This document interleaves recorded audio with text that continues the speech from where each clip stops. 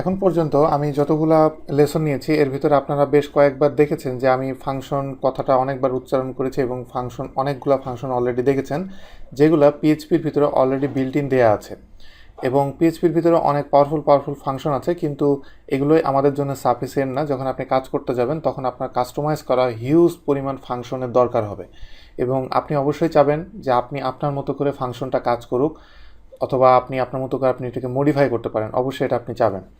তো এখানে এই যে ফাংশনটা আপনি কীভাবে তৈরি করবেন সেটা আমি আপনাদেরকে দেখাবো এবং ফাংশন জিনিসটা কীভাবে কাজ করে সেটা আমি আপনাদেরকে দেখাবো।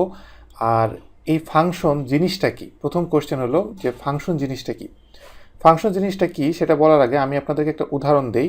যে ধরেন যে আপনি একটা টেবিল কিনে এনেছেন, যেই টেবিলটা খোলা, হাত মানে এর পা বা টপ এর সবগুলা খোলা, আপনাকে বাসায় এনে স্ক্রু দিয়ে ওগুলাকে অ্যাসেম্বল করে লাগাতে হবে।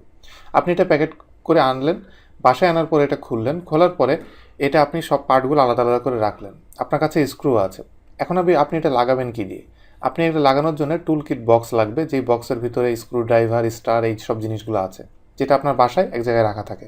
আপনি ওই টুল কিট বক্সটা আপনি নিয়ে আসবেন। নিয়ে আসার পরে ওইটা দিয়ে আপনি টেবিলটা পুরোটা আপনি রেডি করলেন এবং স্ক্রু দিয়ে আপনি লাগালেন। লাগানোর পরে পুরো কাজটা আপনি করে ফেললেন, করে সব কিছু রেডি হলো। এরপর ওই বক্সটা বক্সটা আপনি রেখে আসলেন জায়গা মতো। তো এখন এখানে টুল কিট বক্সটা যে কাজটা করলো এটাই হলো ফাংশন। যে ফাংশনের কাজটা এটা, সে একটা সিঙ্গেল প্যাকেটের ভিতরে প্যাক করা থাকবে। আপনার যখন দরকার হবে আপনি ওইটাকে ইউজ করে আপনি আপনার কাজটা করে নেবেন, করা হয়ে গেলে সে তার জায়গায় আবার চলে যাবে। এইটা হলো ফাংশন। ফাংশন এইভাবে কাজ করে। এখন ফাংশন আপনি লিখবেন কিভাবে? ফাংশন লিখতে গেলে প্রথমে আমাকে একটা ফাংশন ডিফাইন করতে হবে, যে আমি কি ফাংশন নিতে চাই। ফাংশন ডিফাইন করা খুব সোজা।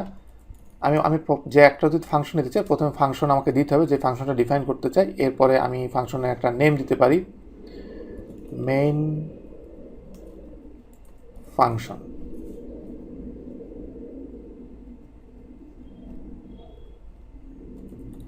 এখানে আমি এই যে মেইন ফাংশন নাম দিলাম, এটা হলো এটার নেম। তো একটা ফাংশনের নেম আপনি যে কোনোভাবে দিতে পারেন, তবে এটা হলো স্ট্যান্ডার্ড ওয়ে যে প্রথমটা আপনি যদি ছোট হাতের অক্ষরে দেন সেটা বেটার, এবং তারপরে যদি দুইটা ওয়ার্ডের কম্বিনেশন হয় তারপর একটা বড় ওয়ার্ড দেওয়াটাই ভালো।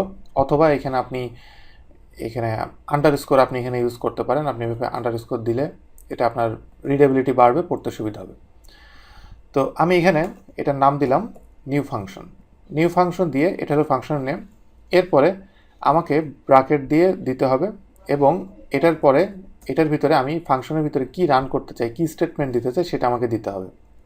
কি স্টেটমেন্ট দেবো সেটার আগে এই যে ব্র্যাকেট প্যারেনথেসিস, এই প্যারেনথেসিসের ভিতরে কি হবে সেটা আমাকে দিতে হবে। এখানে আপনি ভেরিয়েবলও দিতে পারেন অথবা কোনো কিছু নাও দিতে পারেন। তো কেন দিবেন আর কেন দিবেন না সেটা আমি পরে আসি। এখানে একো হ্যালো ওয়ার্ল্ড, এখানে আমি হ্যালো ওয়ার্ল্ডটা ইউজ করলাম এবং বিআর ট্যাগ দিয়ে এটাকে র্যাপ করলাম, করে আমার এই ফাংশনটা রেডি হয়ে গেল। এবং এই রেডি হওয়ার পরে এখন আমাকে অবশ্যই কল করতে হবে। আমার এই ফাংশনটা রেডি, এখন আমি এটাকে যদি আমি কল করতে যাই, জাস্ট এখানে যে ফাংশন নেমটা দেখছেন, আমি এটা জাস্ট এখানে কল করলেই হবে, আমার কাজ শেষ, আমার ফাংশন কল করা হয়ে গেছে। এখন আমি এটাকে যদি প্রিভিউতে দেখি তাহলে এখানে দেখতে পারবেন যে এখানে দেখাচ্ছে হ্যালো ওয়ার্ল্ড। দ্যাট মিনস ফাংশনটা এখানে রান করেছে, সরাসরি এর ভিতরে সে রান করে সে আউটপুট দিয়ে ফাংশনের জায়গায় চলে গেছে।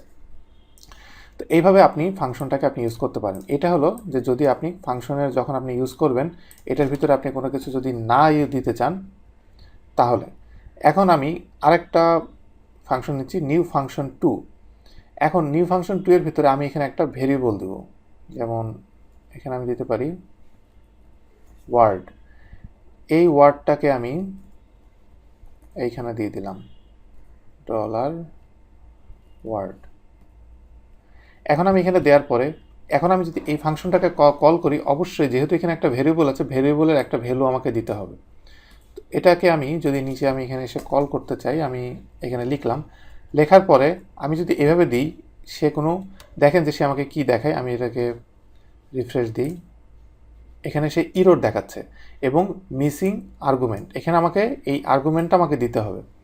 তো এখানে আমি যদি ভেরিয়েবল থাকে তাহলে ভালো, আমি যদি সেটা না দিয়ে আমি যদি ওয়ার্ল্ড দিই, সরাসরি এখানে আমি ওয়ার্ল্ড লিখে দিতে পারি, যেহেতু এটা স্ট্রিং ডবল কোটেশন মার্কের ভিতরে হবে, এটা দিলাম, তাহলেও সে এখানে এরর হচ্ছে। তো আমাকে এখানে অবশ্যই এখানে ভেরিয়েবল দিতে হবে। তো এখানে আমি ভেরিয়েবল দিলাম, দেওয়ার পরে এখন আমি এই ভেরিয়েবলটাকে আমি এখানে কল করব।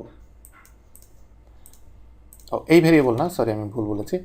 এখানে আমি যে কাজটা করব যে আমাকে এখানে একটা কোনো ভ্যালু আমাকে দিতে হবে। তো এখানে আমি কোন ভ্যালু দেব, আমি যে কোনো একটা ভ্যালু দিলাম, দিয়ে আমি এটাকে সেভ দিলাম। সে কি করবে, এই স্ট্রিংটাকে এটার এগেনস্টে নেবে এই ভেরিয়েবলের আন্ডারে।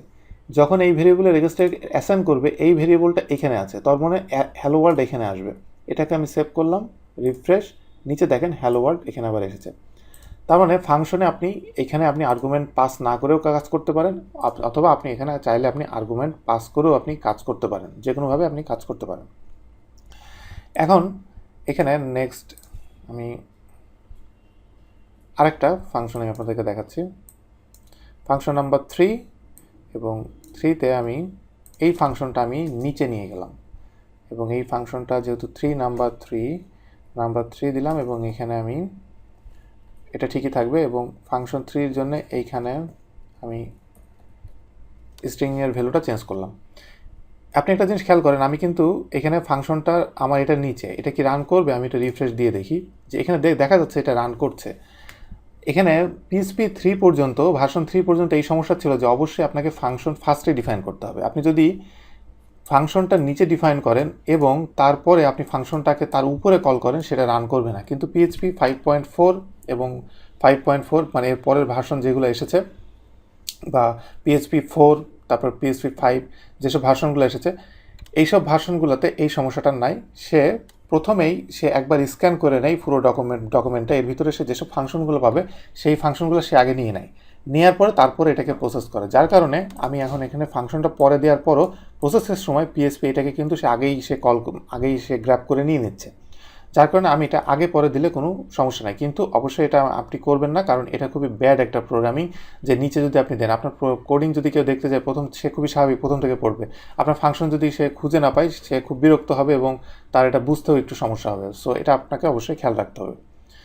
তো এরপরে আমি নেক্সট আরেকটা ফাংশন নিচ্ছি নিচে, এখানে আমি ফাংশন নাম্বার 4 দিলাম, 4 দিয়ে আমি এটার ভিতরে আমি যদি কোনো ভ্যালু আমি পাস না করে, অথবা ভ্যালু থাকুক, আমি এটাকে সেভ করলাম। আমি এটাকে যদি রিফ্রেশ দিই, তাহলে এখানে দেখবেন যে এখানে এরর দেখাচ্ছে, এখানে আন্ডার ডিফাইন্ড ফাংশন দেখাচ্ছে। তার মানে আপনি এভাবে যদি ফাংশন কল করেন, যে সেটা যদি না থাকে তাহলে এভাবে আন্ডার ডিফাইন্ড ফাংশন দেখাবে। এবং আমি এখানে এই একই ফাংশন আমি আরেকবার নিলাম, সেম ফাংশন সবই ঠিক আছে, শুধুমাত্র আমি এখানে হ্যালোটা আমি ডিলিট করে দিলাম। সেম ফাংশন আমি রিডিফাইন করলাম, এখানে সেভ করলাম। আমি যদি রিফ্রেশ দিই তাহলে এখানে কী হয়, এখানে দেখবেন যে আপনি যদি একটা সেম ফাংশন আপনি রিডিফাইন করেন, তাহলে আপনাকে এই ধরনের ইরর তারা এটা দেখাবে, ক্যান নট রিডিক্লেয়ার নিউ ফাংশন 3। আপনি একই ফাংশন দুইবার আপনি ডিক্লেয়ার করতে পারবেন না, সেম নামের ফাংশন ডিক্লেয়ার করা যাবে না। এবং একই নামে যদি আপনার কোনো অন্য ফাংশন করা লাগে, সেক্ষেত্রে আপনি অন্য একটা কাজ করতে পারবেন, সেটা সামনে আসবে অ্যাডভান্স লেভেলে। তো এটা হলো যে ফাংশন কীভাবে আপনি তৈরি করবেন এবং ফাংশন আপনি কীভাবে অ্যাক্সেস করবেন। তাহলে যেটা আপনি জানলেন, ফাংশনের ভিতরে ফাংশন এটার নেম হবে, এটার একটা আর্গুমেন্ট থাকতে পারে, সেই আর্গুমেন্ট আপনি এখান থেকে ভ্যালু দিতে পারেন, অথবা এখানে আপনি এই যে ভেরিয়েবল আপনি দিতে পারেন। দেওয়ার পরে আপনি যখন কল করবেন, এইভাবে আপনি ভ্যালু দিয়ে দিলে সেটার এগেনস্টে সেই ভ্যালুটা অ্যাসাইন করবে ভেরিয়েবলে করে, সেটা আপনাকে আউটপুট দিবে। তো এইভাবে আপনি ফাংশনটা ডিফাইন করে আপনি আউটপুট পেতে পারেন এইভাবে কল করে।